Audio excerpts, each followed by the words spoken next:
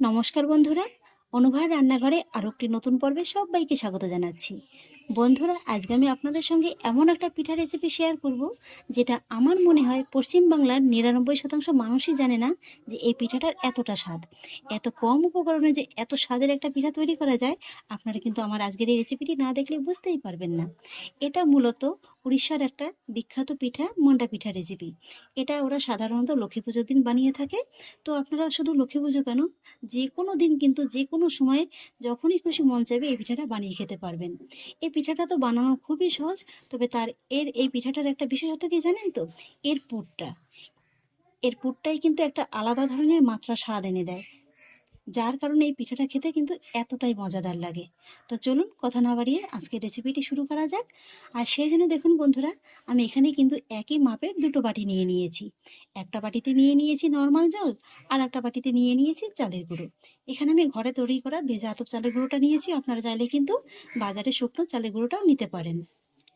আর এখানে কিন্তু চালের গুঁড়ো আর জলের মাপটা একই রকম রাখতে হবে। তাই কিন্তু দুটো বাটিই কিন্তু আপনাদের একই মাপের হতে হবে। যদি দুটো বাটি না থাকে, একটা বাটি মাপ করে নিয়ে নেবেন, কিংবা যে কোনো কাপ মেপেও কিন্তু আপনারা নিতে পারেন। আর এবার দেখুন বন্ধুরা, আমি আরও একটা ছোট বাটি নিয়ে নিয়েছি, তার ভিতরে নিয়ে নেব এই যে চালের গুঁড়োটা আমি মাপ করে রেখেছি। এই চালের গুঁড়োর ভিতর থেকে বড় 2 চামচের মতো চালের গুঁড়ো, আর তার মধ্যে দিয়ে দেবো সামান্য একটু জল।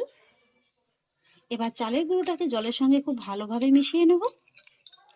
চালের গুঁড়োটাকে আমি জলের সঙ্গে খুব ভালোভাবে মিশিয়ে নিয়েছি, আর এখানে কিন্তু একটু পাতলা ধরনের একটা ব্যাটার তৈরি করে নিতে হবে।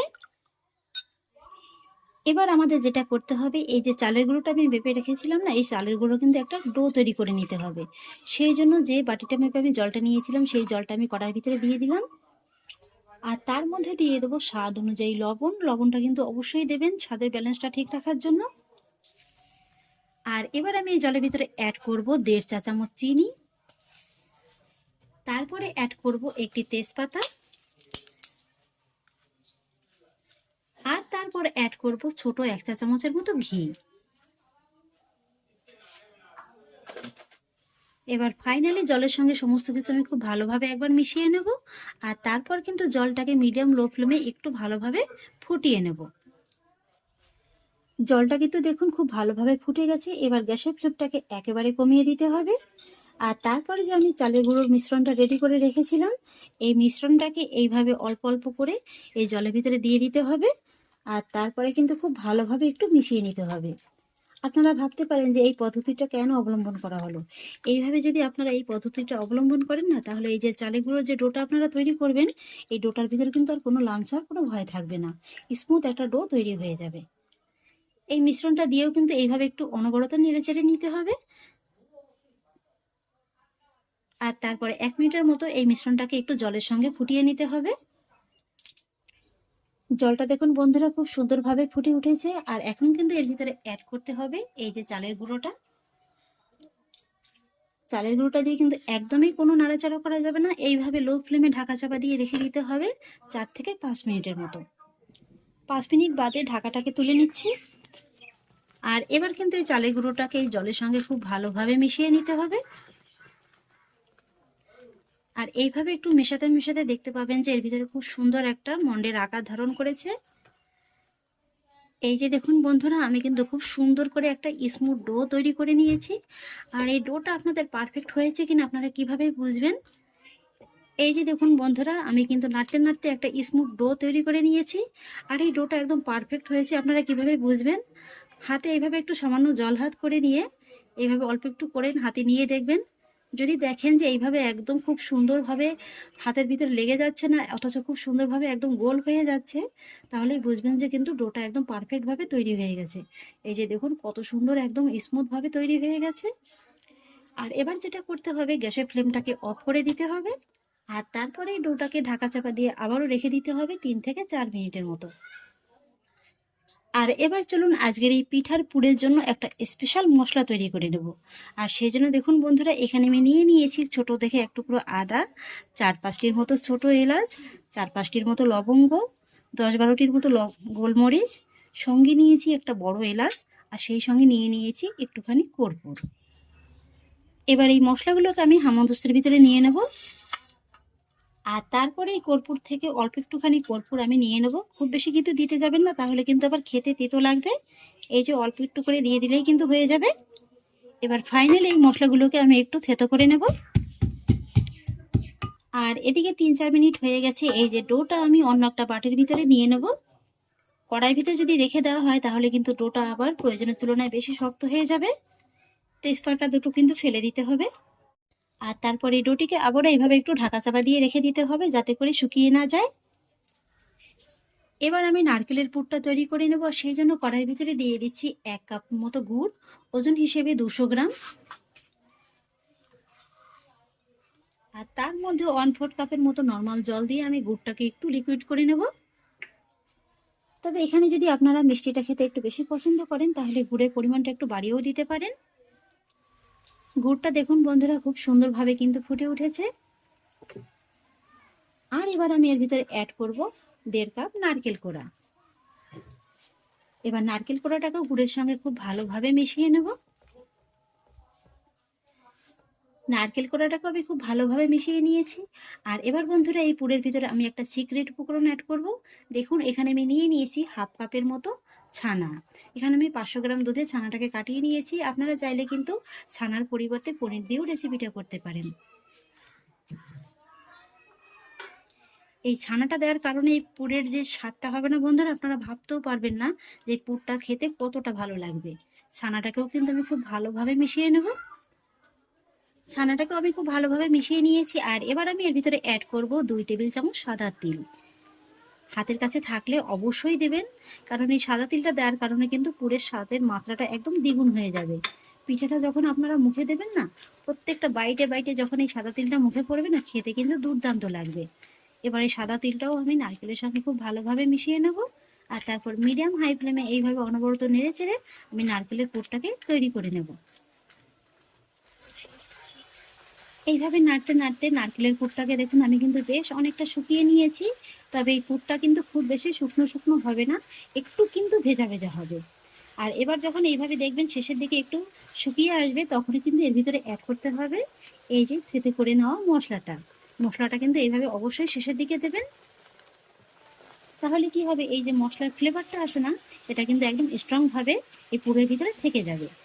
মশলাটাকেও আমি খুব ভালোভাবে মিশিয়ে নেব।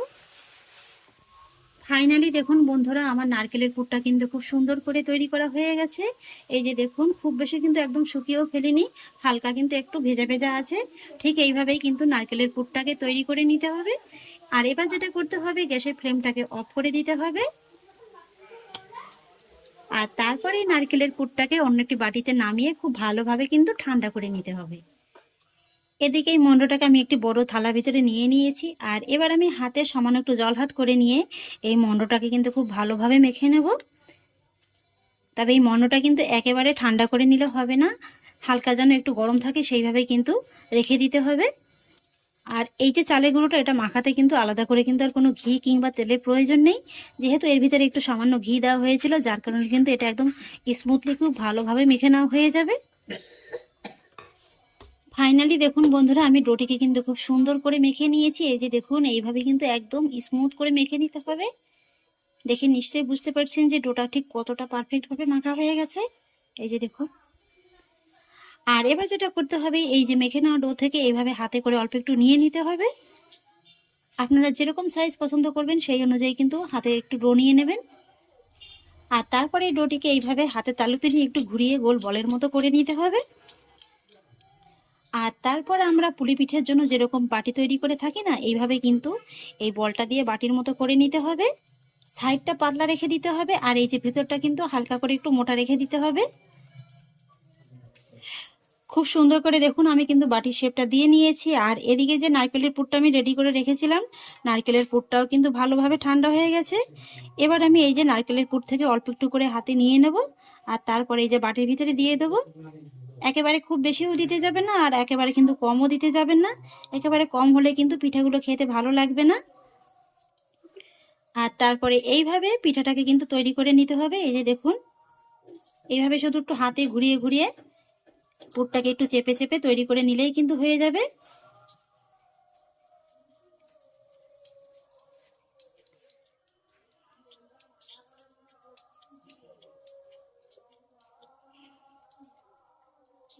তারপর এই যে বাড়তি অংশটুকু আছে না, এইভাবে কিন্তু একটু ফেলে দিতে হবে। এতে করে পিঠাটার উপর নিচ সব দিকে একদম সমানভাবে কিন্তু তৈরি হবে। আর তারপরে হাতের ভিতরে এইভাবে একটু ঘুরিয়ে নিলেই কিন্তু খুব সুন্দরভাবে গোল হয়ে যাবে। আর পিঠার গায়ে যদি কোনো রকমের কোনো ক্র্যাক থাকে, কোনো চিন্তা নেই, সামান্য একটু জল হাত করে নিলেই কিন্তু একদম খুব সুন্দরভাবে তৈরি হয়ে যাবে। এই যে বন্ধুরা দেখুন, কত সহজেই একটা মন্ডা পিঠা আমি তৈরি করে নিলাম। একই রকম ভাবে আবারও একটু হাতে নিয়ে নেব।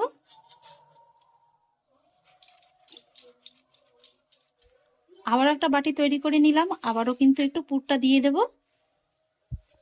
আর তারপরে আবারও একই রকম ভাবে কিন্তু এই যে পিঠাটাকে তৈরি করে নেব। এই যে বন্ধুরা, আমি আরো একটি পিঠা তৈরি করে নিলাম, আর এইভাবে সবকটি পিঠা তৈরি করে নেব। বন্ধুরা, আমি এক এক করে সবগুলো পিঠা তৈরি করে নিয়েছি, আর এবার আমি পিঠাগুলোকে একটু গরম জলে ভাপিয়ে নেব। সেই জন্য একটা পাত্রে কিন্তু খানিকটা পরিমাণে জল আমি গরম বসিয়ে দিয়েছি। জলটা খুব ভালোভাবে গরম হয়ে গেছে।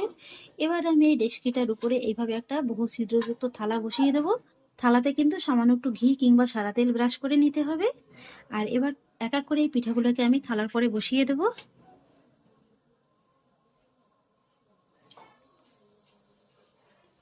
পিঠাগুলোকে আমি খুব সুন্দর করে বসিয়ে দিয়েছি, আর এবার গ্যাসের ফ্লেমটাকে হাইতে রেখে এই পিঠাগুলোকে এইভাবে ঢাকা চাপা দিয়ে আমি ভাপিয়ে নেব প্রায় 10 মিনিটের মতো সময় নিয়ে। 10 মিনিট বাদে ফিরে এলাম। এবার ঢাকাটাকে তুলে নিচ্ছি।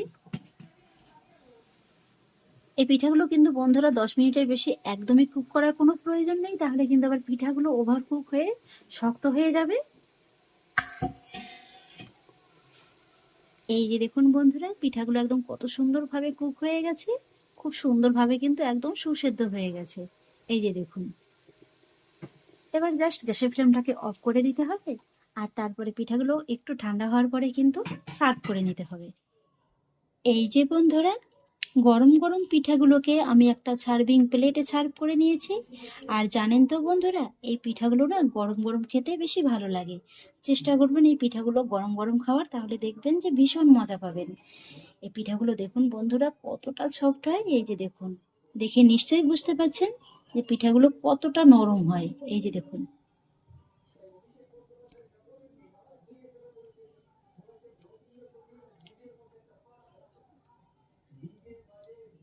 আশা করছি নিশ্চয়ই দেখে বুঝতে পারছেন যে পিঠাটা কতটা সফট হয়েছে, কতটা নরম তুলতুলে হয়েছে। আর ভিতরের পুরটা, জাস্ট এই পুরটার কারণেই কিন্তু এই পিঠাগুলো খেতে এতটাই মজাদার লাগবে। খুবই সাধারণ কয়েকটি উপকরণ, সাধারণ একটা পিঠা, কিন্তু খেতে কিন্তু লাগবে অসাধারণ। আশা করছি আমার আজকের এই পিঠার রেসিপিটি আপনাদেরও খুব ভালো লেগেছে। যদি ভালো লেগে থাকে তাহলে আমাকে অবশ্যই একটা লাইক এবং কমেন্ট করবেন, সেই সঙ্গে বন্ধুদের সঙ্গে শেয়ার করবেন। আর প্লিজ বন্ধুরা, যদি আমার পরিবারের নতুন সদস্য হয়ে থাকেন তাহলে একটা সাবস্ক্রাইব করে পাশে থাকা বেল আইকনটি প্রেস করে দেবেন। ফিরে আসি এরকমই পরের অন্য কোনো নতুন রেসিপি নিয়ে। সবাই ভালো থাকুন, সুস্থ থাকুন। ধন্যবাদ।